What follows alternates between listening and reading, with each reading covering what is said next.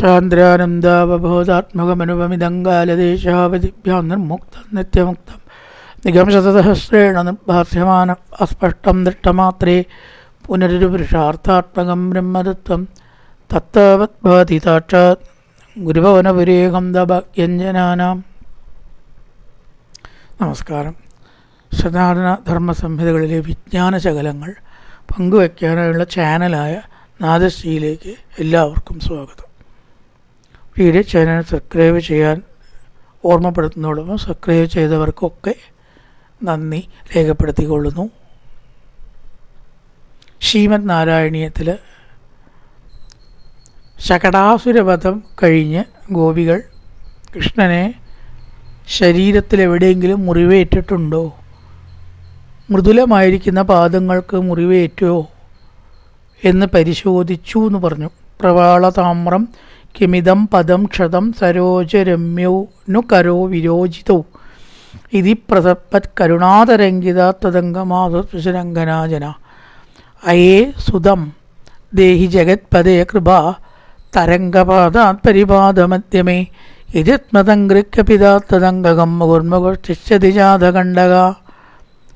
അയ്യോ ആശ്വാസം എന്നങ്ങനെ പറഞ്ഞ് ഭഗവാന്റെ ആ കാരുണ്യം കൊണ്ട് ജഗത്പദേ കൃപ, ജഗത്പതിയുടെ കൃപ കൊണ്ട് ഇപ്പോഴും ഉണ്ണി രക്ഷപ്പെട്ടു. ഉദനയുടെ കയ്യിൽ നിന്ന് രക്ഷപ്പെട്ടു. ശകടാസുരൻ്റെ ആപത്തിൽ നിന്നും രക്ഷപ്പെട്ടു. ഉണ്ണിയെ എല്ലാവരും എടുക്കാൻ ആഗ്രഹിച്ചു. എല്ലാം പറ്റിയിട്ടുണ്ടോ നോക്കട്ടെ, എന്ത് പറ്റി ഉണ്ണിക്ക്, ഞാനൊന്നെടുക്കട്ടെ.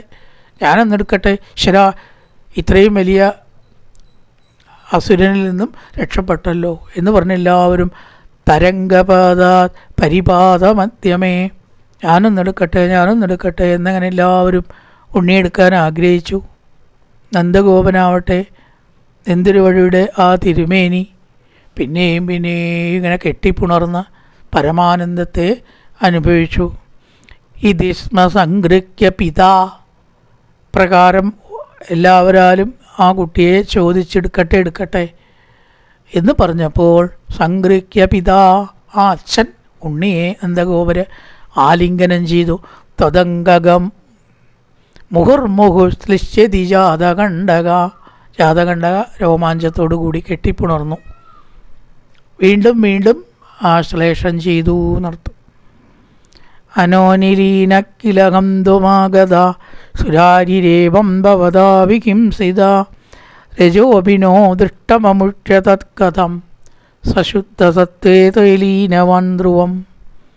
അനോനിലീനക്കിലകം ദ്വമാഗത, വണ്ടിയിൽ മറഞ്ഞിരുന്ന് കൊല്ലാൻ ഉദ്ദേശിച്ച അസുരനെ, വണ്ടിയുടെ ഉള്ളിൽ ആവാഹിച്ച പോലെ അതിൻ്റെ ഉള്ളിൽ ആവേശിച്ചിരുന്ന അസുരനെ ഇപ്രകാരം നിന്തിരുവടി നിഗ്രഹിച്ചു.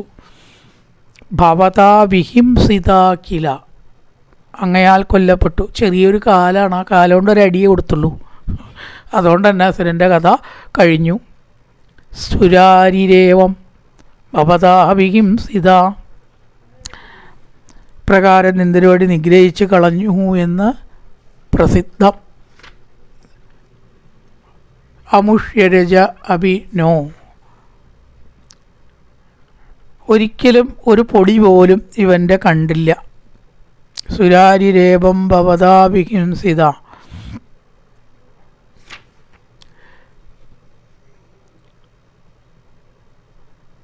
ഇവൻ്റെ പൊടി പോലും കാണുന്നില്ലല്ലോ എന്ന് ചിലരിങ്ങനെ അത്ഭുതപ്പെടുക. ഒന്നും കാണാനില്ല, ഒരു അവശിഷ്ടവും ശകടാസുരൻ്റെ അവിടെ കാണാനില്ല. സശരീരോ ദിവം ജ്ഞാത എന്ന് പറഞ്ഞ പോലെ ശരീരത്തോടുകൂടി ഉടലോടുകൂടിയാണോ അവൻ സ്വർഗത്തിലേക്ക് പോയ നിശ്ചയം, അല്ലെങ്കിൽ ശരീരം അവിടെ കാണണ്ടേ. സുരാരിരേവം ഭവതാ വിഹിംസിത അനോലിലീന. സുരാരി സുരൻ ദേവൻ്റെ ശത്രു സുരാരി. ഈ ദേവാരി അല്ലെങ്കിൽ സുരാരി ശത്രുവിൻ്റെ ശരീരം പോലും അവിടെ കാണാത്ത ഒരത്ഭുതം ഉണ്ടായി. ബുധനയുടെ ശരീരം അവിടെ കിട്ടി ഇവർക്ക്, അത് കാണാനില്ല. ശരീരത്തോടു കൂടി ആകാശത്തിൽ പോവുക എന്നത് അത്യപൂർവമായിട്ട് എത്ര അങ്ങനെയുള്ള പ്രതിഭാസം ഉണ്ടാവുള്ളൂ. നമ്മളങ്ങനെ കഥകൾ പലതും കേട്ടിട്ടുണ്ട്. ത്രിശങ്കുവിന് ഉടലോടുകൂടി സ്വർഗത്തിലേക്ക് പോകണം. വിശ്വാമിത്രൻ അതിന് ശ്രമിച്ചു. വസിഷ്ഠൻ അത് പറ്റില്ല എന്ന് പറഞ്ഞു. ഇന്ദ്രൻ ഈ ത്രിശങ്കുവിനെ തടഞ്ഞു. വിശ്വാമിത്രൻ വീണ്ടും സ്വർഗത്തിലേക്ക് കയറ്റി. അങ്ങനെയാണ് ത്രിശങ്കു സ്വർഗം എന്നുള്ള പ്രയോഗം തന്നെ വന്നത്. അങ്ങോട്ടുമില്ല ഞാൻ ആകെ ത്രിശങ്കു സ്വർഗത്തിലായി എന്ന് പറയും അല്ലേ. അപ്പോൾ ഈ ശരീരത്തോട് കൂടിയിട്ട് സ്വർഗത്തിലേക്ക് പോവുക എന്നത് എല്ലാവർക്കും സാധിക്കുന്നൊരു കാര്യമല്ല. സാധാരണ നിലയ്ക്ക് അങ്ങനെ സംഭവിക്കുകയില്ല എന്നാണ് പറയുക. ശരീരം ഇവിടെ ഇട്ടിട്ടല്ലേ പോവുക. അതുകൊണ്ട് ആരെങ്കിലും പോയതായിട്ട് നമ്മളാരും കണ്ടിട്ടില്ല. ഇനി പഴയ കാലത്ത് ഉണ്ടായിട്ടുണ്ടോണാവോ. പക്ഷെ ഇവിടെ ഇപ്പോൾ അങ്ങനെ വല്ലതും സംഭവിച്ചോ എന്ന് സംശയിക്കേണ്ടിയിരിക്കണു. കാരണം ആ പൊട്ടിയ മരക്കഷ്ണങ്ങളല്ലാണ്ട് ശകടാസുരൻ്റെ ഒരു ശരീരാവയോ കയ്യോ കാലോ അസ്ഥിയോ പോലും അവിടെ കണ്ടില്ല എന്നൊരത്ഭുതം. ഭഗവാൻ വിചാരിച്ചപ്പോൾ ഏതത്ഭുതം ഇട്ടിച്ചൂടാത്തത്. അപ്പോൾ മേപ്പത്തൂർ നാരായണ പക്ഷേ ഇപ്പോൾ അതിനൊരു യുക്തി കണ്ടെത്തുകയാണ്. ധ്രുവംസ ശുദ്ധ സത്തേ തൊഴിലീനവാൻ. മോക്ഷം കിട്ടിയാൽ പിന്നെ അവിടെ ഒന്നും അവശേഷിക്കില്ല. രജോ ഗുണം ആണ് അവിടെ. രജോപി എന്നുള്ള രണ്ടർത്ഥത്തിലാണ് പ്രയോഗിച്ചിരിക്കുന്നത്. ഭാഷ ഇട്ട് കളിക്കാൻ അദ്ദേഹത്തിനെ പോലെ വേറെ ആളില്ല. രജോപിനോ ദൃഷ്ടം എന്ന് പറഞ്ഞാൽ രണ്ടർത്ഥം വരും. ഒന്ന് പൊടി, രജസ് പൊടിയാണ് സാധാരണ അർത്ഥം.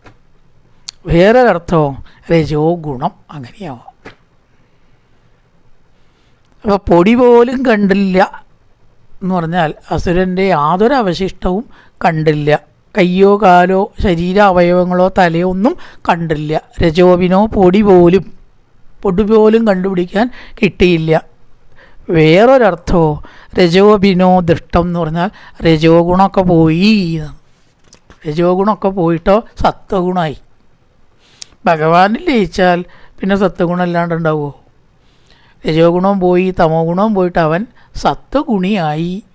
അതുകൊണ്ടാവാം രജസ് കാണാതിരുന്നത് എന്ന് തമാശ രൂപേണ വാക്കിൻ്റെ രണ്ടർത്ഥം പ്രയോഗിച്ചിരിക്കുകയാണ്. അത്രയേ ഉള്ളൂ. അനോനിലീനക്കിലഹന്തുമാകതസുരാരിരേവം കൊല്ലപ്പെട്ടതായ ഹനിക്കപ്പെട്ടതായ സുരാരി, ദുഷ്ടൻ, ദേവശത്രു സുരാരി, അസുരൻ എന്തുണ്ടായി? ഭവതാവിഹിംസിത, ഗുരുവായൂരപ്പ അങ്ങയാൽ കൊല്ലപ്പെട്ടു. പിന്നെ അവിടെ പൊടി പോലും കണ്ടില്ല, രജസ് കണ്ടില്ല എന്ന് പറഞ്ഞാൽ രജോ ഗുണം കാണാതെ അവൻ ശുദ്ധസത്തേ ലീനവാൻ. അവൻ ശുദ്ധസത്വത്തിൽ ലയിച്ചത് കൊണ്ടാവാൻ രജസ്. സത്വത്തിൽ ലയിച്ച അവൻ രജസ്സില്ലല്ലോ. രജസ്സുമില്ല തമസ്സുമില്ല, സത്വം മാത്രമേ ഉള്ളൂ. അങ്ങനെ ആയി തീർന്നു ആവാം എന്നൊരു ദ്വയാർത്ഥം പ്രയോഗിച്ചു രജസ് എന്ന വാക്കിന് മേപ്പത്തൂര്. ഒരു അയേസുതം ദേഹി ജഗത്പദേ കൃപാതരംഗപാദാത്. ജഗത്പതി ആയിരിക്കുന്ന ഈശ്വരൻ്റെ കൃപ കൊണ്ട്,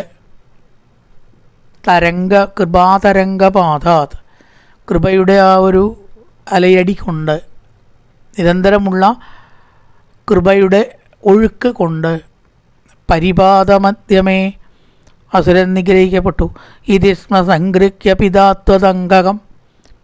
പ്രകാരം അച്ഛനായ നന്ദഗോപര് അങ്ങയുടെ ശരീരത്തെ പുണർന്ന് ആനന്ദവും അനുഭവിച്ചു. മുഹുർമുഹു ശ്ലിഷ്യതിജാത കണ്ടക അനോനിലീനക്കിലഹം ദുമാകതസ്തുരാരിരേവം ഭവതാവിഹിംസിത. ഭവാനാൽ വധിക്കപ്പെട്ട സുരാരിയായ ശകടാസുരൻ ഭഗവാനിൽ ലയിച്ചു. രജോബിനോ ദൃഷ്ടം, അവിടെ പൊടി പോലും കണ്ടില്ല ഒരർത്ഥം. രജോ ഗുണം ഉണ്ടായില്ല രണ്ടാമത്തെ അർത്ഥം. സത്വഗുണത്തിൽ ലയിച്ചു, അപ്പം രജോ ഗുണം കണ്ടില്ല. രജോബിനോ ദൃഷ്ടം, നോ ദൃഷ്ടം കണ്ടില്ല എന്നാണ് കേട്ടോ.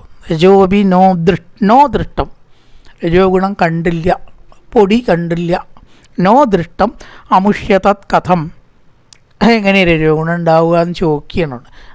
കഥം അതെങ്ങനെ ഗുരുവായൂരപ്പോൾ അവിടെ രജോ ഗുണം ഉണ്ടാവുക? കാരണം സത്വത്തിൽ ലയിച്ചില്ലേ. ശുദ്ധസത്തേ തൊഴിലീനവാൻ ധ്രുവം. ശുദ്ധതത്വത്തിൽ ലയിച്ചാൽ പിന്നെ രജസ് എങ്ങനെ ഉണ്ടാകാനാണ്? പ്രപൂജിതൈ തത്ര തതോദ്ധിജാതിഭിർ വിശേഷതോ ലംബിതമംഗളാശിഷ പ്രജനിജർബാലരസർ വിമോഹയൻ മരുത്പുരാധീശരുജാം ജഹീഹിമേ. ഇപ്പോൾ പറയണം തഥാ തത്ര ഹേ മരുത്പുരാധീശ, മരുത്പുരാധീശ രുജാൻ ജഹീഹി. രുജാൻ രോഗത്തെ ഇല്ലാതാക്കി തരേണമേ. പ്രാർത്ഥന അവസാനത്തെ വരി, 3 വരിയെ ചിന്തിക്കാനുള്ളൂ. പ്രഭൂജിതേ തത്ര തതോ ദിജാതിബിർ. ബ്രാഹ്മണർ കുറേ പണ്ടൊക്കെ എന്താ വെച്ചാൽ ജീവിതമായാലും ഭരണമായാലും യഥാർത്ഥ ധർമ്മം അനുഷ്ഠിക്കുന്ന ബ്രാഹ്മണർക്ക് സ്ഥാനമുണ്ട്. അതുകൊണ്ട് ആ ബ്രാഹ്മണരാൽ ഭഗവാനെ അങ്ങ് പൂജിക്കപ്പെട്ടു. അനുഷ്ഠാനം ഉണ്ടെങ്കിൽ അവർക്ക് യോഗ്യതയുണ്ട്, സംശയമൊന്നുമില്ല. ഗായത്രി ജപ സന്ധ്യാവന്ദനം ഉപനയനാട്യ സംസ്കാരങ്ങൾ വേദാധ്യയനം ഇതൊക്കെയുള്ള ഒരു ബ്രാഹ്മണനെ തീർച്ചയായിട്ടും നമസ്കരിക്കുന്നത് കൊണ്ട് ഒരു തെറ്റുമില്ല. അവൻ പൂജ്യൻ തന്നെയാണ്. പൂജ്യൻ എന്ന് പറഞ്ഞാൽ ബഹുമാന്യനാണ്. അപ്പോൾ ആ ബ്രാഹ്മണർ വലിയ സ്ഥാനങ്ങളൊക്കെ കൊടുത്ത് നന്ദഗോപരവിടെ അവരെ ബഹുമാനിച്ചിരുത്തിയിരിക്കുക. അവരും ഭഗവാനെ പൂജിച്ചു. പ്രപൂജിതൈസ്തത്ര തതോ ദ്വിജാതിബിർ. ദ്വിജാതികളാൽ പൂജിക്കപ്പെട്ട് വിശേഷതോലംബിത മംഗളാശിഷ. പൂജാദികളൊക്കെ ചെയ്തതിന് ശേഷം ഭഗവാന് എല്ലാ മംഗളങ്ങളും ഉണ്ടാവട്ടെ എന്ന് അവർ ആശംസിച്ചു.